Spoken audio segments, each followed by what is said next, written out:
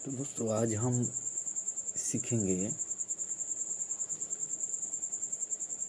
Tense. English grammar में तीन type के टेंसेस होते हैं। वो आपका जो हम आज डिस्कस करने वाले हैं, एक होता है आपका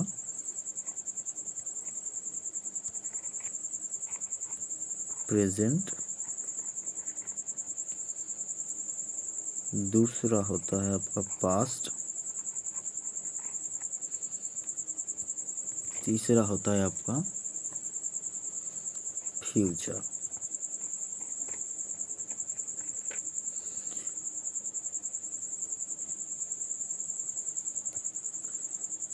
प्रेजेंट माने वर्तमान, पास्ट माने भूत और फ्यूचर माने भविष्य का। ये तीन टाइप्स के होते हैं। अगर आप इसको अगर ध्यान से पढ़ लिए, अच्छी तरह याद कर लिए, तो आपको इंग्लिश बोलने में कभी दिक्कत नहीं होगी। और ये कोई ऐसा वैसा चीज़ नहीं है। ये आपको कम से कम एक टेंस का आप पकड़ के चलिए,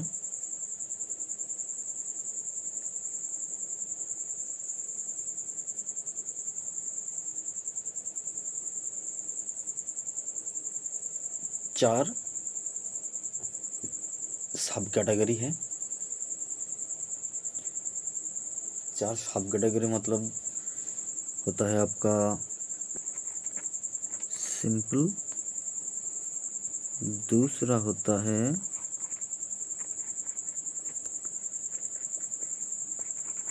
कंटिन्यूअस, तीसरा होता है परफेक्ट, चार नंबर होता है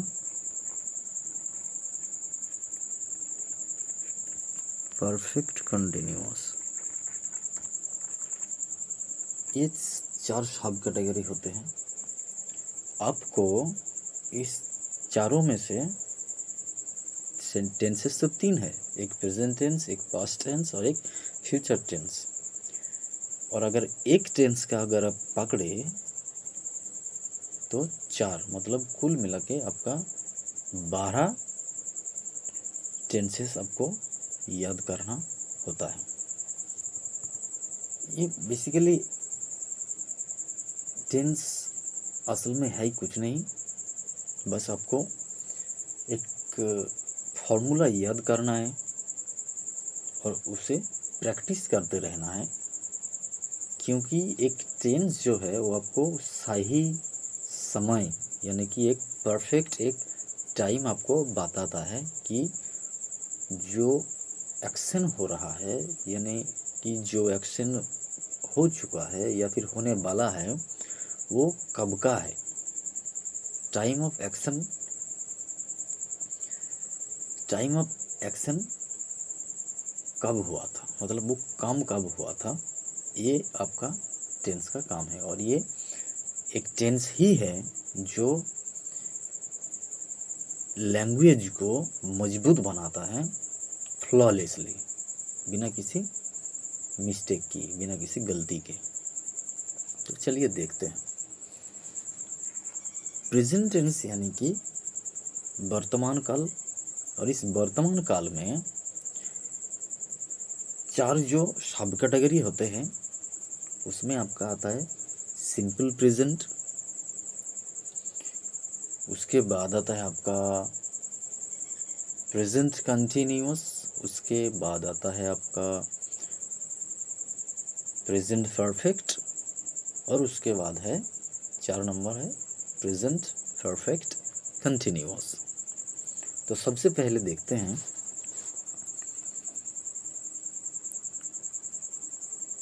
सिंपल प्रेजेंट। सिंपल प्रेजेंट और कुछ नहीं, ये बस कॉमन जो एक्शन है, मतलब ये करंट सिचुएशन में जो काम होता है वो दर्शाता है प्रेजेंट टेंस और सिंपल प्रेजेंट टेंस। मतलब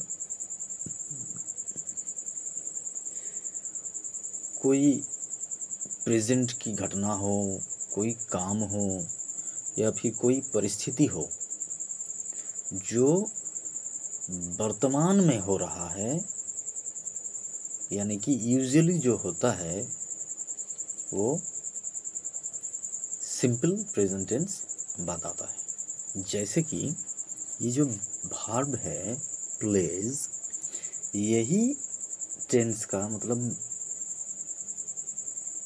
टेंस में उसका वर्ब ही सब कुछ है। वही आपको बताता है कि कौन सी घटनाएं हुई है, हो चुका है या फिर होने वाला है, उसका टाइम बताता है आपको। अब देखिए यहाँ पे प्लेज जो वर्ब है ये आपको बताता है कि मैगी पियानो बजाता है। वो पहले भी बजाता था, आज भी बजाता है और वो आगे भी बजाएंगे। ये आपका मतलब ये काम होता था, आज भी होता है और बाद में भी होगा। जैसे कि एक और देखिए,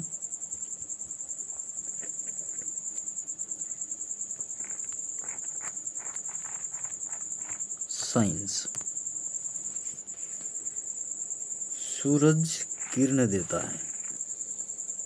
तो ये सूरज तो ऐसा है नहीं कि 10 साल पहले देता था या 10 साल बाद देगा नहीं। ये 100 साल पहले भी किरण देता था, आज भी है और कल भी रहेगा। तो ये यूजुअल है और ये इसको इटर्नल भी कहते हैं, क्योंकि इसका तो कोई शायद अगले कुछ बिलियन ईयर्स तक ये वैसे ही चलता रहेगा और हम किरण देता रहेगा। तो ये होता है बेसिकली एक सिंपल प्रेजेंट टेंस का एक ये एग्जाम्पल जो दो मैं दे चुका हूँ। इसका एक सिंपल सा फॉर्मूला है, ये सब्जेक्ट, वर्ब और ऑब्जेक्ट, ये उसका फॉर्मूला है। पहले सब्जेक्ट आएगा, फिर वर्ब आएगा और फिर ऑब्जेक्ट आएगा, और वर्ब यानी कि मेन वर्ब आएगा। इसका भी एक छोटा सा फॉर्मूला है वर्ब का कि अगर मेन वर्ब कॉन्सोनेंट से अंत होता है और अगर थर्ड पर्सन सिंगुलर नंबर है आपका सब्जेक्ट, तो मेन वर्ब के अंत में एस होगा। और अगर भावेल से मेन वर्ब अंत होता है और अगर subject third person singular number हुआ तो ईएस ऐड होता है, ये मेन वर्ब के अंत में। मतलब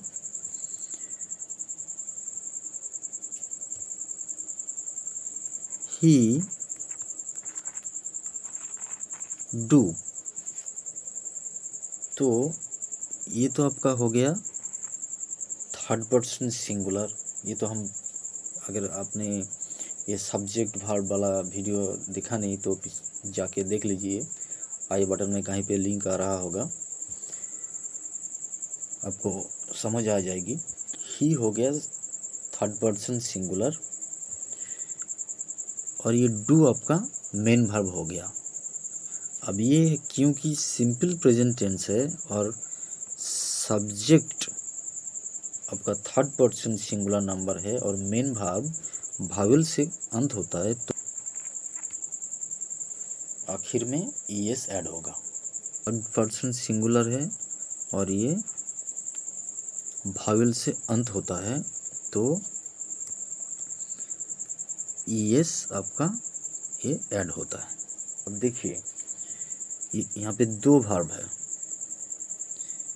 एक ये हो गया और एक ये हो गया।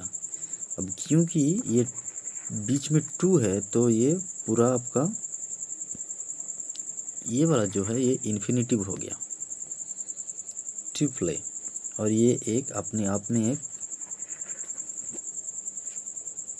फाइनाइट वर्ब है। अब क्योंकि रोमी एक नाम है तो थर्ड पर्सन सिंगुलर हो गया, plus helping verb plus main verb ING plus object. ये हेल्पिंग वर्ब जो है एच भी, ये आपका एम, इज और आर, ये तीन है। I am doing my work, ये सब्जेक्ट, ये हेल्पिंग वर्ब एम, ये मेन वर्ब डू, उसके बाद आईएनजी, और ये माई वर्क ऑब्जेक्ट हो गया। अब आई के बाद एम आता है। ये अब फिर मैं कह रहा हूँ कि अब पिछला वीडियो जा कर के देखिए, आपको समझ आ जाएगा कि एम कहाँ बैठता है, इज कहाँ बैठता है और आर कहाँ बैठता है। अब एम क्योंकि एक सिंगल है, सिंगल हेल्प वर्ब है, तो ये सिंगल सब्जेक्ट लेता है, क्योंकि आई के बाद ही एम होता है। ओके, तो I am doing my work, ये एक दिन में, मैं फिर भी कह रहा हूँ, ये एक दिन में नहीं आएगा। आपको प्रैक्टिस करते रहना है, प्रैक्टिस करते रहना है जब तक आप उसमें महारत हासिल ना कर लें। और ये चाहे आपको 7 दिन में आ जाएगी, चाहे आपको 10 दिन लग जाएगा, या फिर 2 महीने लग सकता है। ये आपके एफर्ट के ऊपर है, आपकी प्रैक्टिस के ऊपर है कि आप कितना मेहनत करते हो, तो मेहनत के ऊपर डिपेंड करता है। ये आपको सीखना काम है और कैसे सीखना है, ये आप याद रखिए। इसको एक भाषा के तौर पर पढ़िए, मतलब हिस्ट्री जियोग्राफी नहीं है। ये आपको मेमोराइज करके आप कुछ नहीं कर सकते इसका। अगर आप स्किल्स डेवलप करना चाहते हो तो आपको पढ़ना होगा। तो इसका फॉर्मूला ये है बेसिकली, पहले सब्जेक्ट आता है, उसके बाद हेल्पिंग वर्ब आता है, उसके बाद मेन वर्ब आता है, और मेन वर्ब के आईएनजी वर्ब आईएनजी के साथ आता है, और उसके बाद आपका ऑब्जेक्ट होता है। She is looking at him, subject, helping verb, main verb plus ING, object. Simple एक फार्मूला है, आपको ज़्यादा कुछ नहीं करना है, इसको बस याद करना है। आपको आगे एक फार्मूला, एक वीडियो आएगी जब आपको मालूम पड़ जाएगा, जहाँ मैं एक डिटेल कि कैसे किसी वर्ब को निकालना है वो आपको मालूम पड़ जाएगा। तो तब तक के लिए आपका सपोर्ट चाहिए, चैनल को सब्सक्राइब कीजिए और एक लाइक ज़रूर करिए, क्योंकि मोटिवेशन बहुत मिलता है एक लाइक से।